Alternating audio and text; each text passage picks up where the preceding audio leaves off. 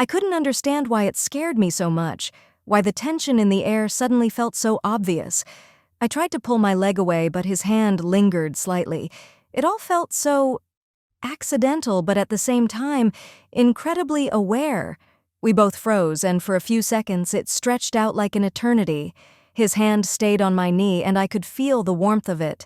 There was nothing simpler than that touch, and at the same time, it was something so foreign that I wanted to stand up and leave right away. But I stayed in place, and maybe he sensed it because after a moment, his hand slowly, cautiously moved back. I wanted to say something, but I couldn't. There was something different in his eyes, something I couldn't even explain to myself. It wasn't just regret, not just an apology for the accident. It was a look that spoke of something deeper, something that couldn't be put into words. Maybe he realized that this moment was important. Maybe I did too. But all I could do was pull away and tell myself that it wasn't that important. And then, after that brief pause, he apologized. But his apology was sincere, and I knew it wasn't just a response to an accident. His gaze still lingered on me, and I couldn't look away. I didn't want to admit it. I didn't want to think that he might feel the same way I did. But inside, something was already stirring, something I couldn't shake off. The entire next day, I felt as though something had tightly squeezed inside my body, leaving nothing but emptiness. Everything seemed the same. Kate went about her business. Jake, as usual, returned from work, but I couldn't shake off the tension left by his touch. Every time I met his gaze, I felt something boil up inside me, but I couldn't understand what it was.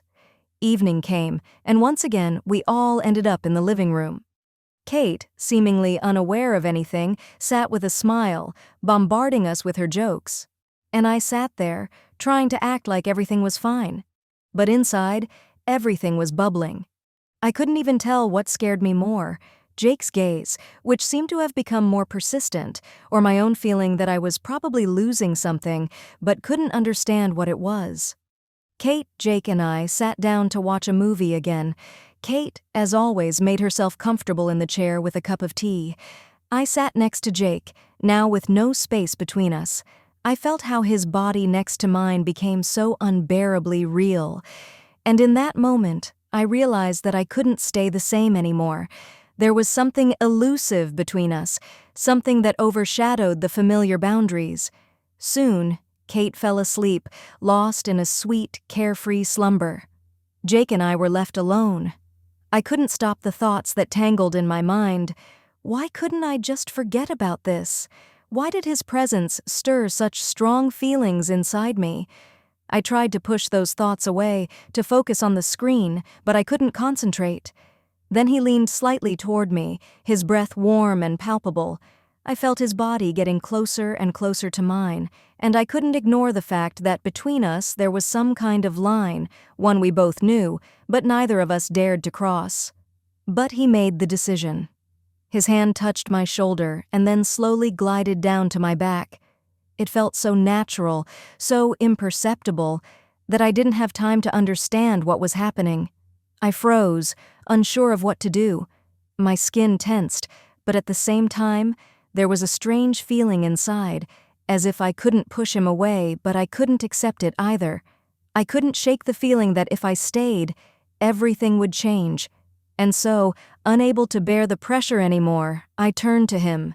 We were face to face, and I saw in his eyes the same anxiety I was feeling. We both stayed silent, but that silence was filled with something greater than words. He leaned toward me, and his lips softly touched mine. It wasn't just a kiss. It was a kiss where there was no time, no place, only the two of us and what was happening between us. I didn't know what to think, what to feel. It was a moment when I lost all sense of reality. The only thing that existed was us. When I pulled back, it became hard to breathe. Everything inside me had been turned upside down, and I felt as though a heavy weight of responsibility had fallen on me, as if I had crossed a line that there was no going back from. Jake looked at me with the same expression in his eyes, a mix of apology and something incomprehensible. We both sat there, silent, not knowing what to do with what had just happened. I couldn't believe that this had happened, and yet I couldn't erase it from my life. With each passing day, I became more and more lost within myself. Kate's house, though cozy, with its warm scents and soft light, couldn't give me back what I had lost. But at least here, in this little corner, I didn't have to be alone with the burning thoughts that never left me when I was by myself. I couldn't shake the feeling that, despite all the comfort surrounding me, I was still living in some temporary refuge, where the only goal was to get through the day and not think about what had come before. When Kate suggested that I stay with her, I couldn't say no. It was a decision that didn't require much thought, even though I knew that in this house, I would always feel out of place. Nevertheless, Kate always had a way of making me feel at home, even if only for a while.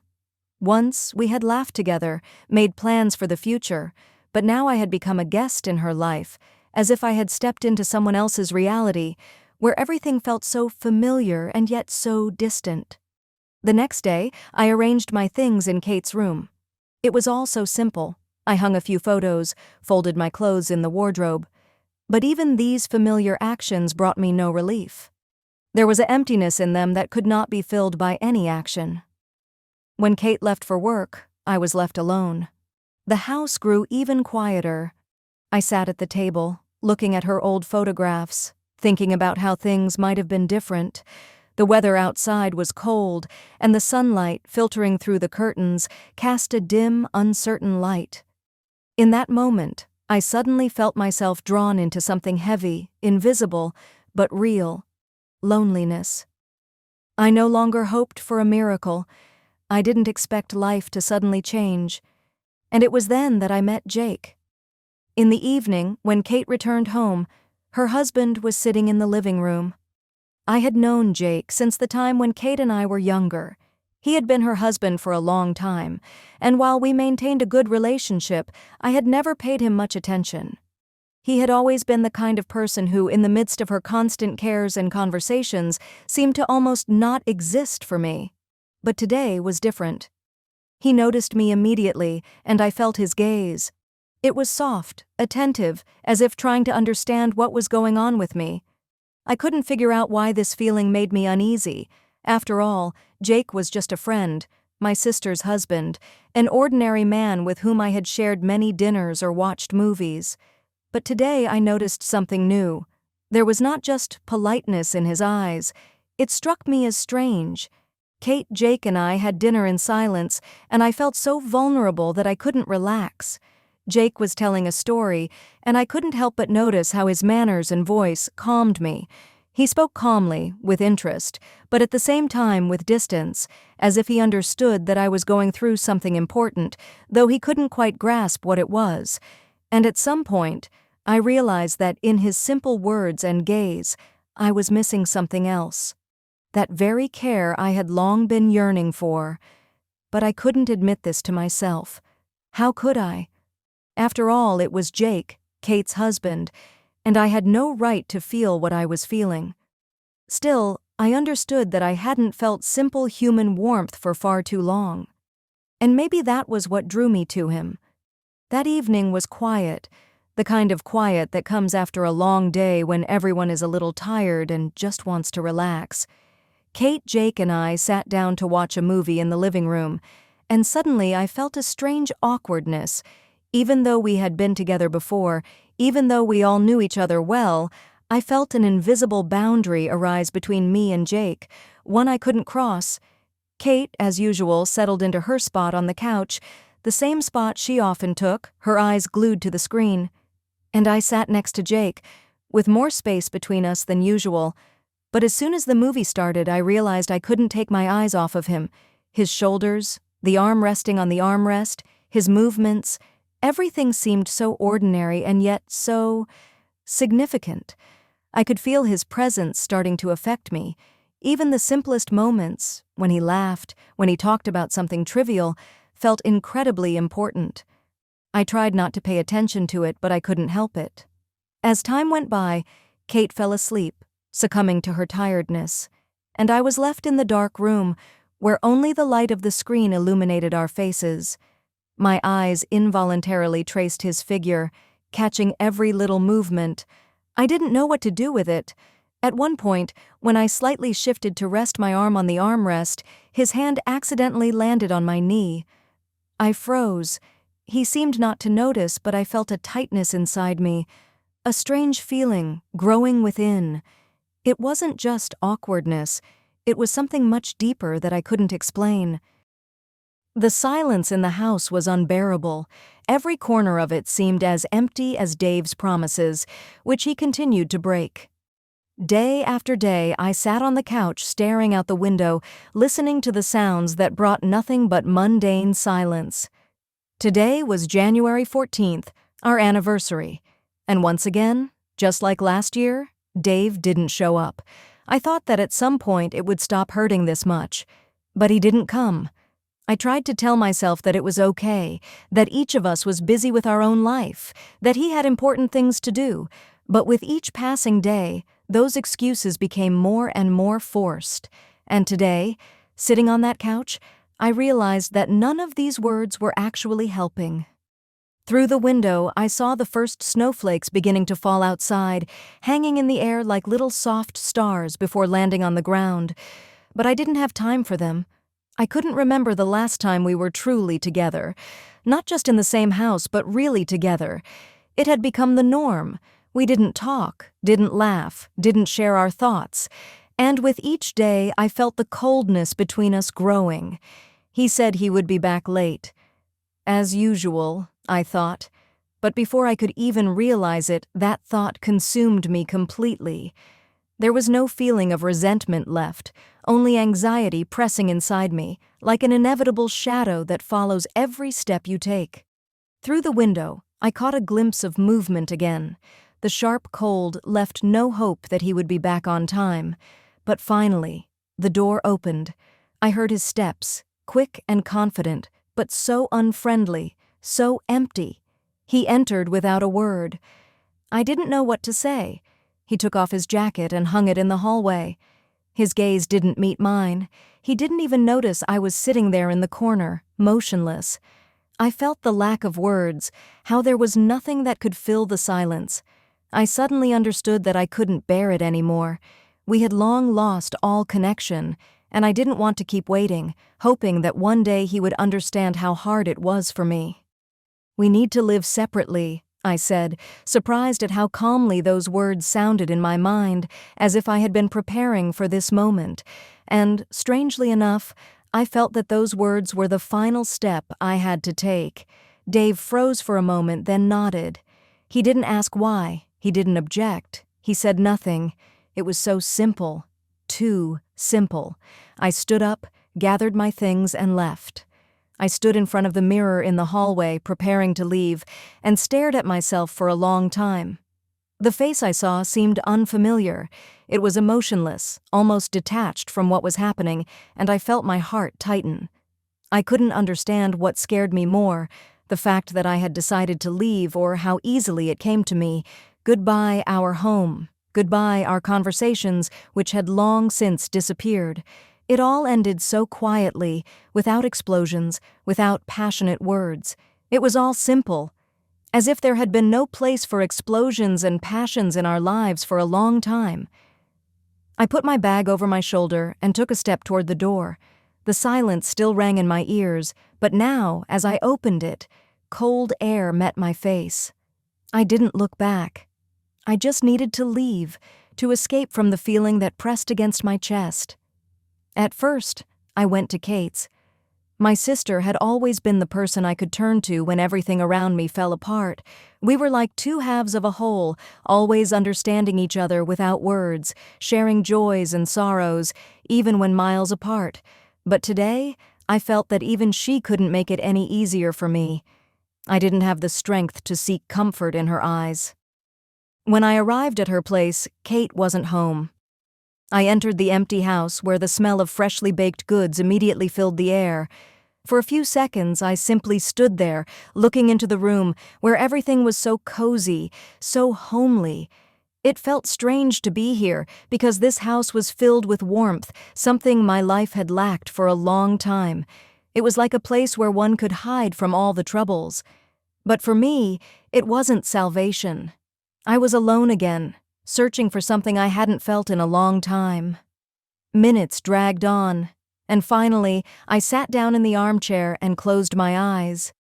It was so hard to shake off the feeling that something important, something real, had gone, and I hadn't been able to hold on to it. Thoughts about Dave, about us, about how I would never be able to forget how things used to be kept spinning in my mind. Then I heard footsteps. Kate was back.